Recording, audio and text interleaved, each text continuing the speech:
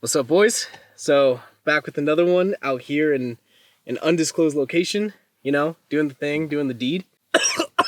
We're running over first aid kits, IFAKs, if you will. Right there, yeah.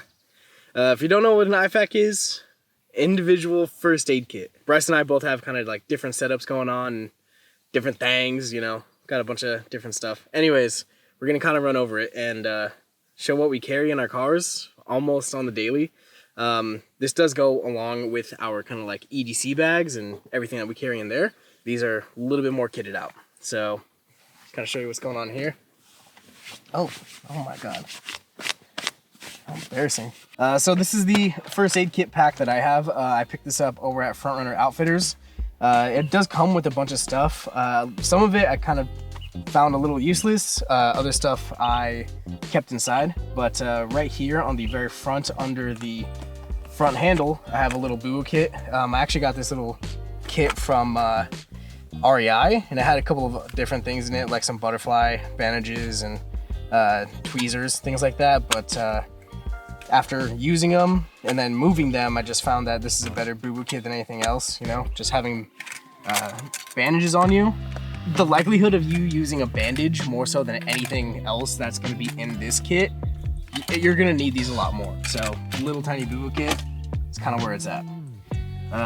So pop this open. This is attached to my 511. This is attached to my 511 Molle panel seat hex grid thing. I'll have that linked down below, as a lot of this stuff will be linked down. Anyways, so on the very top here, kind of hard to see, but got some gauze.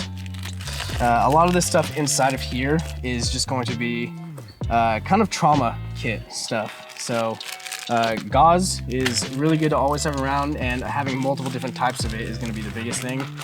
So you know, a bunch of different pads that you can use that have adhesive on the back, and then you also have some small pads of gauze, so you can put this on someone's cut, wrap it up, it'll be fine from there. More rolls of gauze. You honestly cannot have enough gauze, because if someone does get a pretty deep laceration, then it's you got to pack it, and you can never honestly have enough gauze. This one did actually come with the kit that Front Runner provides. This is a big pack, so you can actually use this for some pretty big ones. The likelihood of you actually using this is pretty slim, but not zero. So I got one of those, and then on this one right here, same thing as my actual medical kit in my bag. This is just for opening up the esophagus. I was gonna say sarcophagus for some reason, but yeah, just a bunch of different rolls of gauze. So that's gonna be the biggest thing. There is also some tape in a different one, but this one takes up quite a bit of room, so I'm just gonna kind of leave it at that. Zipper down here, I got the trifold, so just in case somebody breaks an arm or, you know, whatever it may be, then, which is probably gonna be what I use this for, is a broken arm. But triangular bandage is always good to have. Extra shears, extra pliers in there. Not pliers, Forceps. Forceps, thank you, Bryce. Also got these little things for the boo-boo kits. So triple antibiotic ointment for both of them. I do have some, it starts with an N. Neosporin for the boo-boo kits. You gotta know how to use this stuff, but you don't have to know the names, you know what I'm saying? Nah, I'm kidding, you should. More bandages here, a lot bigger ones. You know, we are gonna be out camping, and we do go shoot a lot. Sometimes there's glass on the floor, sometimes there's a branch that's just sharp, you know, and we have had people get injured out while we're camping, so always helps to have at least big bandages. Gloves are a really good thing to always keep on you, and if anybody does get a little boo-boo, then antiseptic towels, prep pads, things like that, just in case you need to clean it up a little bit. And then always have a roll of tape in there. You know, the gauze isn't going to be held together with hopes and dreams, so gotta have your tape. And then on this guy right here, there we go. Look at that, bleed stop bandage. So it's kind of like gauze, but it is a whole lot thicker. So definitely good to have one of these. And then with that, I actually have another one on the other side as well. Same thing, you can't have too much gauze. This thing is basically just a lot of gauze and boo-boo stuff, because I do also have a lot of medical stuff in my other bag as well. So if I need to trade in, you know, then I can do that. But same thing here, bleed stop. And then right next to the bleed stop there, I have a snake staff TQ, the mini one. Just so it doesn't take up a bunch of room. I do have other TQs kind of all over the place, but that one does not take up a lot of room, and snake staff has been really good for a lot of EMTs as well. A lot of EMTs actually hold it, you know that? A lot of them actually have snake staff, which is pretty cool. But yeah, so that's gonna be the first aid kit that I typically carry on me. Usually it always sits right here. I do have some extra pads kind of laying around in there as well. I don't know if I showed you the poison ivy pad that's in there, but always good to have something to just kind of take the burning off for a little bit until you can get proper medical attention. So that stays on there. Now we're gonna roll over to Bryce. Beautiful, beautiful Bryce.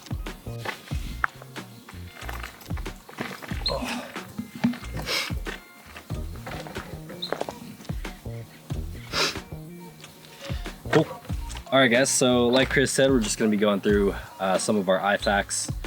We briefly touched on these bags in our EDC get home bag type video. So if you haven't checked that one out, definitely go back and watch that one. But I do have two here. So this one's actually going to live in the daily. So it's going to live in my smaller car, and then this more in-depth one is going to be in the FJ. So a little bit more of a serious kit. This one's kind of just your basic stuff here. So much smaller pouch. You can see it also has some Molle stuff on here. Off the front, you can see I do have some shears here. I believe these ones are from 511. Always good to have some shears in case you got to cut some clothes off, or you know, cut through some bandages. Also, we've got a snake staff systems. This is their ETQ. So the small one, same as Chris. Also carry one of those in my pocket every day.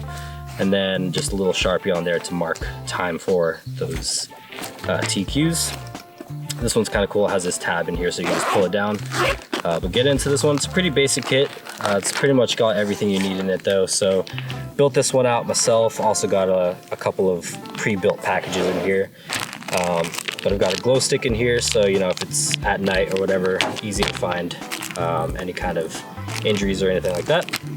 Got a pack of gauze here, some sterile gloves in a little package there, a little bit of a roll of duct tape here because duct tape is great for anything. And then we also have some more bandages here.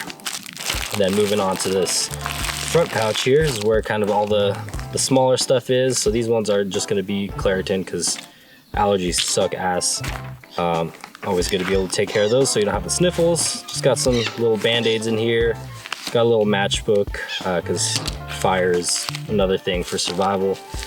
Little band-aids in here, some antiseptic little prep alcohol wipes, and then some sterile sponges there. If you have a gun or anything like that, it's always great to have some quick clot. Or say like you're mountain biking or dirt bike riding and you get impaled by a freaking branch. You don't want to have to deal with all that kind of crap. So always keep some quick clots on you. Some more of those little wipes there. And then this is just more bandages and sterile stuff in here. So some more sponges in here. This one's going to be a little emergency blanket. You can see that's 511 because I did get like one of their little prep kits. And then just more bandages there. I'd say the biggest thing is know how to use this stuff. So myself and Chris, we've both taken some trauma classes. I also have like a CPR certification, so definitely do the basics. It's gonna be the most important when you're getting into any kind of first aid type of stuff, because you could make it worse. you don't know what you're doing. If you just like throw a vent at them or throw a TQ, it's not gonna like, you know, do itself. So make sure you know how to use all your stuff. That's probably the most important stuff. Don't carry stuff you don't know how to use, because then, like I said, you're just making shit worse. But now moving on to this bigger kit here. I did, like I said, touch on this a little bit, but on the front here, got a full-size SAM splint, so if you do happen to fracture anything, you know, you can keep it nice and straight, isolated. I got the 1 shears on here, full-size shears. These are nice and sharp. Great to have those guys, and then a Sharpie on the front for this full-size Cat 7 tourniquet. This one's on the Blue Alpha little TQ holder there. And then when we're opening this guy up, this one, like I said, lives in the FJ, so this is usually attached to my Molle panel, and then you could just rip it off as a full system there. And then into here, it's like a whole trifold system. So this one is a little bit more in depth, a lot more to see here. So this is kind of like a survival type of kit. So I guess we start at the small pocket here. This is where you're gonna get into stuff like sting relief pads, nice little bandages, stuff like that. Some gauze pads, little band-aids in there. And then you have your little alcohol prep stuff in here, and there's a bunch of different stuff in here. So like poison oak, poison ivy type stuff, a bunch of ointments, sunburn type of stuff. So great to have those just for any occasion. And then you also do have some gauze in here. You got Q-tips, roll of tape, a couple rolls of tape, some gloves, and then like the wrap for any of your limbs. And then some safety clips, safety pins just to, you know, hold whatever you gotta do. And then got some quick and cleans, because you know, you don't want to have dirty hands when you're touching blood, because you don't want the H. Also, I don't think a lot of people carry these, but I think it is something cool to keep in your little first aid kits, is just like little ice packs. These are the ones that you just pop and then it turns into like a gel, so it can help you there. And then in here, there's just some like directions into wound care, bleed care, CPR type stuff, along with some more bandages and pads there. And then now on the top pouch, same deal here. I got a couple of glow sticks in here. This is actually a pad for CPR to keep everything nice and sanitary. You don't want to be kissing some random dude on the trail, because that's gross, I guess. Yeah, it's gross. There was other words, but you know, little whistle, rescue whistle, rape whistle, you know. And then little tweezers just to get out some stuff. And you also have like a sterile version in here as well. That can be used from anything to bigger stuff, or if you have like a bee or something stinging, you just gotta peel that out. Moving into the top here, you do have an emergency blanket in here as well. And then a little splint for if you break a finger, because I've broken fingers before. It's not fun. It's great to have a splint. Also do keep a hand warmer in here, because that's always great to have. It goes hand in hand with your emergency blankets as well. And then up top here is you got your vent here. So like I said, you got to know how to use this stuff. It's not easy, but yeah, could save a life, so know how to use it. Burn stuff I think is a big thing. I have a fat scar from getting to burn, so you know, if I had this stuff, maybe it wouldn't be so bad today, but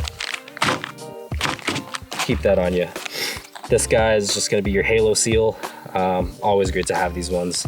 Chest seals, halo stuff, great to have those. And then just some quick clots. So, you know, a little bit of redundancy between these two little IFAKs. This one's gonna have more stuff, but it's pretty simple. I think Chris has it down where he has more of the like basic stuff. He has like all the smaller band-aids and stuff like that. But you know, we're going out together. We have all this stuff on us. I know he has all this stuff as well. So definitely good stuff to keep in your car at all times. You never know if you're gonna get a little cut, or if someone decides to shoot into the back of your car or something. You wanna at least increase your survivability. So yeah, learn how to use your stuff.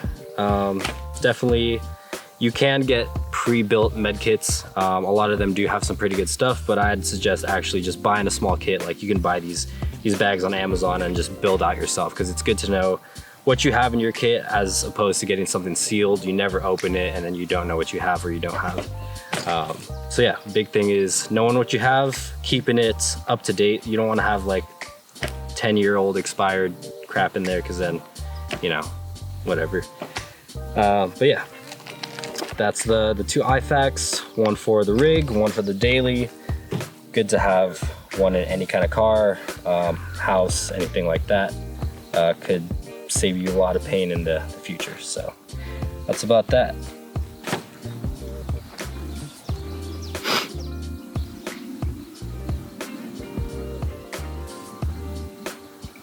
Thank you.